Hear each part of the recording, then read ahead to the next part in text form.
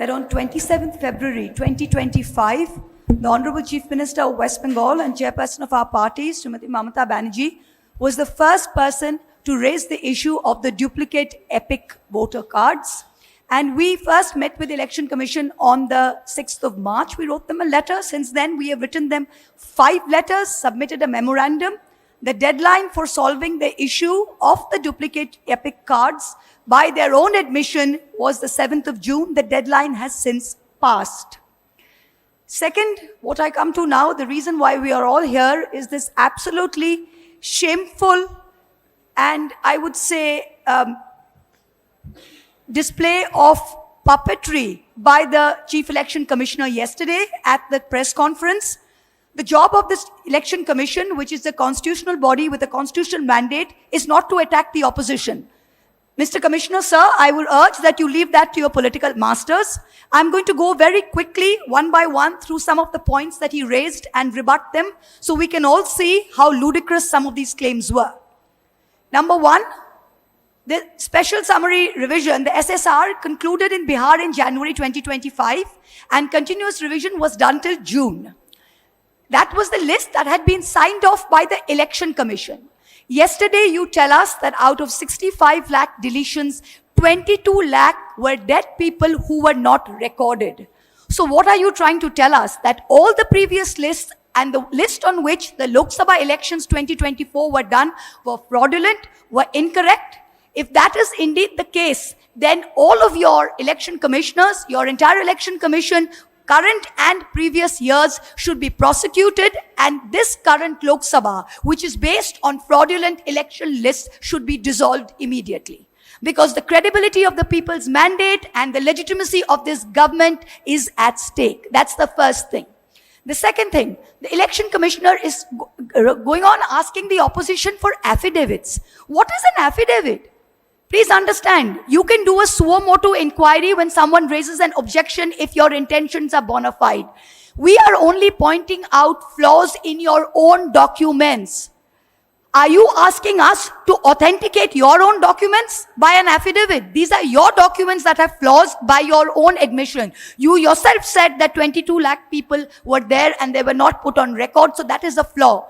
Can you, Mr. Chief Election Commissioner, put on affidavit that this list of 65 lakh deletions are correct?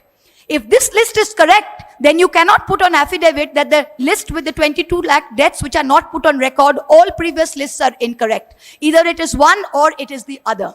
You are asking us to authenticate your documents while you are publicly saying that they are wrong from previous years. The third thing, yesterday the list of 65 lakh voters has been published with reasons. Can I remind everyone that the Election Commission fought tooth and nail every step along the way. I was among the first petitioners on behalf of the All India Trinamool Congress against the Bihar SIR revision along with ADR. Every step of the way, the Election Commission said, we will not give you these names, we will not give you reasons for deletion, we will not accept Aadhaar cards, and we have no statutory obligation to do so. Today you are doing it because the Supreme Court has asked you to do it. Even then you are lying. I use this unparliamentary word lying because that is actually the truth.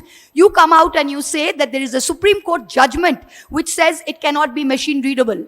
Can I tell you that the 2018 Justice Sikri's judgment, Kamal Nath versus Election Commission of India, paragraph 24, I have the judgment here, only says, however, it is not necessary to go into this aspect. It does not say that machine readable will violate the privacy of an individual. That is completely incorrect. The next point, you say that there are 65 lakh people which have deleted. You have shrunk the Bihar list from 7.9 lakh voters to 7.24. But you refuse to answer any question as to how many of those people have submitted documents or not. You refuse to answer. In the list of 7.24, if 20 to 30% are unable to provide documents, that means you will delete another 2 crore people tomorrow. Is that the situation? The next one. How is it possible that dead people are in the draft list and living people are on the deleted list? How can a dead person be on a draft list? It can only happen because the BLOs were signing the form themselves. This is the only reason, because BLOs were signing the form themselves.